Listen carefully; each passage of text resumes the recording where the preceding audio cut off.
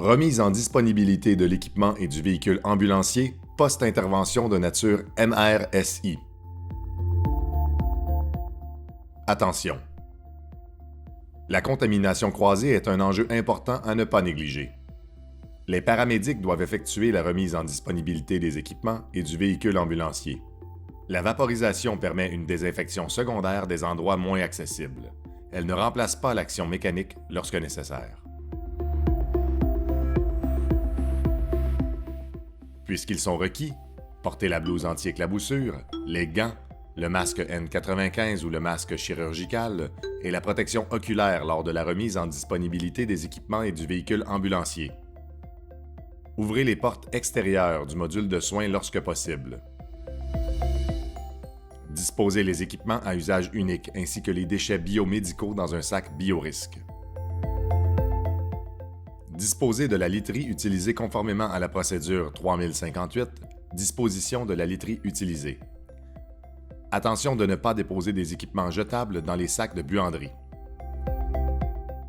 Disposez des objets piquants ou tranchants dans le contenant sécuritaire biorisque prévu à cet effet. Nettoyez et désinfectez toutes les surfaces du module de soins pouvant avoir eu contact avec des agents pathogènes à l'aide de lingettes désinfectantes.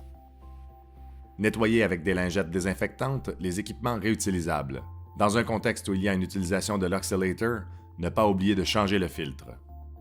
Ajustez l'embout du pulvérisateur au maximum dans le sens horaire afin qu'il produise une brume lors de la pulvérisation. À l'aide du pulvérisateur, vaporisez par petits coups une fine couche sur l'ensemble des surfaces du module de soins à une distance d'environ 2 pieds, soit 60 cm.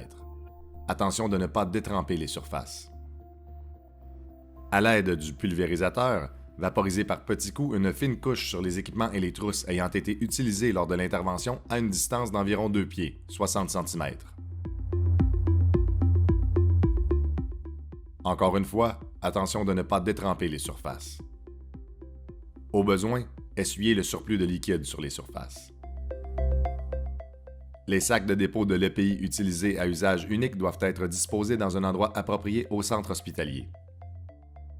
L'étape finale est de retirer votre EPI selon la procédure en vigueur et d'effectuer l'hygiène des mains.